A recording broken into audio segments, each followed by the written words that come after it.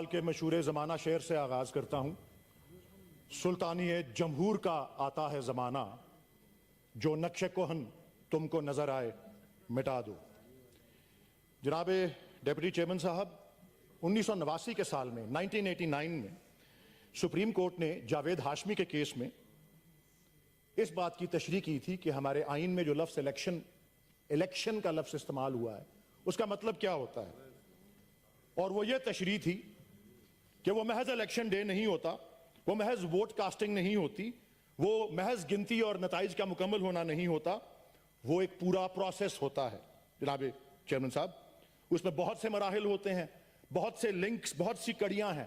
Schedule کے اعلان سے لے کر کاغذات نامزدگی کا داخل کرنا، ان کی پڑتال، ان پر اعتراضات، حتمی فہرستیں، کیمپین، پولنگ، نتائج، یہ 6-7 مراحل مجموعی طور پر الیکشن جو ہیں اس کے لفظ کا مطلب بنتے ہیں.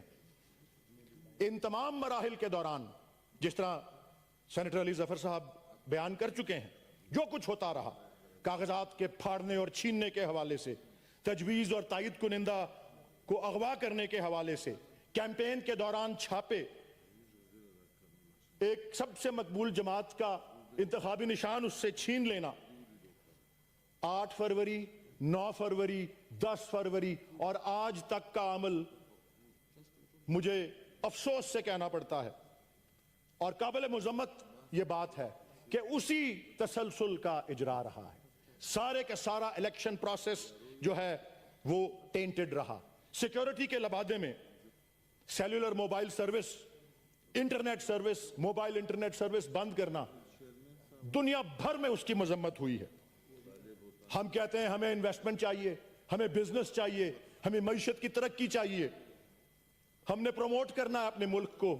یہ پیغام بھیجتے ہیں ہم کہ اپنی مرضی پہ جب دل چاہے انٹرنیٹ بند کر دیا، جب دل چاہے ٹویٹر بند کر دیا، جب دل چاہے سوشل میڈیا کے پلیٹ فارم بند کر دیے. 5,96,000 سیکیورٹی اہلکار جناب چیئرمین صاحب یہ مختص کیے گئے تھے الیکشن کی سیکیورٹی کے لیے. چلیں 8 بجے سے 5 بجے تو الیکشن کا عمل تھا، لوگ گھر چلے گئے، ہجوم گھر چلے گئے، تو 6 بجے کے بعد بھی کیوں یہ بند رہا؟ یہ بتانا پڑے گا نگران حکومت کو اور الیکشن کمیشن کہ اس میں بدنیتی نہیں تھی. ثابت کرنا پڑے گا اس میں بے ایمانی نہیں تھی، اس میں بدنیتی نہیں تھی. جناب چیئرمین صاحب، 90,000 پولنگ سٹیشنز جن کے باہر چیف الیکشن کمشنر تاکید کر چکے تھے الیکشن سے 2 دن پہلے سب ریٹرننگ افسرز کو کہ فارم 45 آویزہ کریں گے. کہاں ہیں وہ فارم 45؟ اعلان کر چکے تھے چیف الیکشن کمشنر کہ رات کے 1 بجے تک نتائج آ جائیں گے. مجھے فوراً مبصرین، باہر کے ملکوں کے جو سفراء ہیں، ڈپلومیٹس ہیں، ان کے لیے الیکشن کمیشن میں ایک پورا ہال تھا اور ان سب کو کہا گیا تھا 8 کے 8:30 9 بجے رات کے کہ جی 2 بجے تک تمام نتائج آ جائیں گے، تمام نتائج. ایک بھی نتیجہ نہیں آیا. انٹرنیشنل کمیونٹی نے سب سے مؤثر الفاظ میں انتخاب کی شفافیت کے سلسلے میں اپنے تحفظات کا اظہار کیا ہے. United States, Great Britain, European Union, اقوام متحدہ کے سیکرٹری جنرل، کامن ویلتھ کے آبزرورز جس دیدہ دلیری سے اس پورے پروسیس کے اندر اس کی عوام کے مینڈیٹ کی پامالی ہوئی، وہ سب دنیا بھر نے اس بار نوٹس لیا ہے جی. اور 2024 کے انتخابات میں دھاندلی کے خلاف جس جوش و خروش کے ساتھ عالمی پریس نے آواز اٹھائی ہے وہ ایک نیا ریکارڈ ہے. یہ ذرا نوٹ کیجئے گا جناب چیئرمین صاحب، ان جرائد میں، ان اخبارات میں کون شامل ہیں؟ اکانومسٹ ہے، ٹائمز ہے، گارڈین ہے، بلومبرگ ہے، نیو یارک ٹائمز ہے، independent, France 24، financial Times, BBC، CBC news, CNN، Al Jazeera T V. فہرست بہت لمبی ہو جائے گی جناب. کل رات فچ کی جو ریٹنگ ایجنسی ہے اس نے اپنے بیان میں کہا کہ اگر پاکستان تحریک انصاف کو تنہا کیا گیا، آئسولیٹ کیا گیا، تو اس سے عوام کے اندر عدم اطمینان اور زیادہ بڑھے گا اور وہ بہت زیادہ عدم اطمینان کا جو ہے باعث بنے گا. جناب ڈپٹی چیئرمین صاحب، الیکشنز ایکٹ 2017 کا سیکشن 13 سب سیکشن 3 یہ کہتا ہے کہ پروویژنل رزلٹ رات کے 2 بجے تک ہر ریٹرننگ افسر نے جاری کرنا ہے. اس ملک میں 859 ریٹرننگ آفیسرز تھے. ایک ریٹرننگ آفیسر نے بھی قانون کے مطابق نتائج کا اعلان نہیں کیا. اور قانون یہ بھی کہتا ہے اس ایوان سے وہ قانون گزر کر منظور ہوا ہے.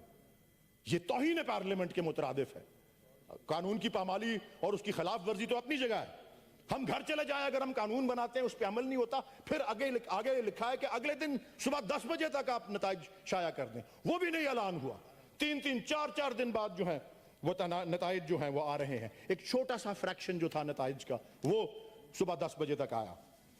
جناب ڈیپٹی چیئرمین صاحب, پاکستان میں بدقسمتی سے سنگ دلی اور بے حسی روز بروز جو ہے بڑھتی جا رہی ہے.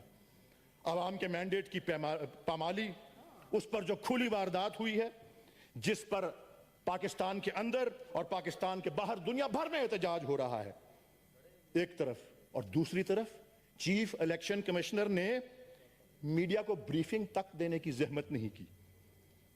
نہ ہی چیف جسٹس آف پاکستان نے عوام کے اس اہم ترین بنیادی حق کے بارے میں کوئی سو موٹو لیا.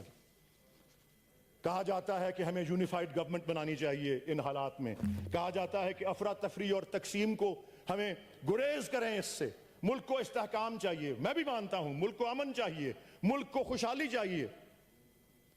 یہ کبھی حاصل نہیں ہو سکتی جناب چیئرمین صاحب جب جمہوری عمل کو اس طرح سے مسخ یا ڈسٹارٹ کیا جائے.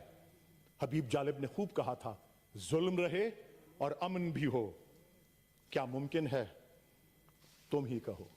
جناب ڈپٹی چیئرمین صاحب, ہر انتخاب کے بعد دھاندلی کے الزامات لگائے جاتے رہے ہیں. یہ 12واں عام انتخاب تھا. کہتے ہیں 1970 والا پہلا نسبتاً شفاف تھا, باقی 11 بشمول 2024 کے دھاندلی کے اس پر الزام لگتے رہے.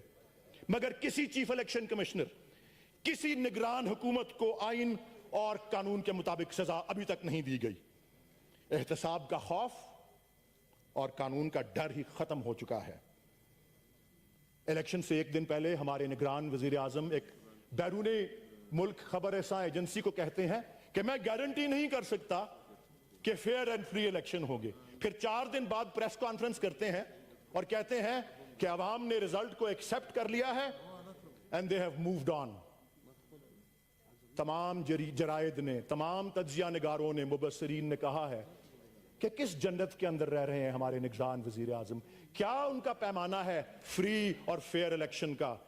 یہ جو کچھ ہو چکا ہے اور جو کچھ میرے فاضل کولیگز کہہ چکے ہیں, میں تو یہی تنبیہ کروں گا جو کہ فیض احمد فیض مرحوم کے الفاظ میں تھی, اور اجازت لوں گا کہ ہر ایک اولو الامر کو صدا دو کہ اپنی فرط عمل سنبھالے. اٹھے گا جب جمع سرفروشاں, پڑیں گے دار و رسن کے لالے, کوئی نہ ہوگا کہ جو بچا لے. جزا سزا سب یہیں پہ ہوگی, یہیں عذاب و ثواب ہوگا, یہیں سے اٹھے گا شور محشر, یہیں پہ روز حساب ہوگا. پاکستان پائیں گے.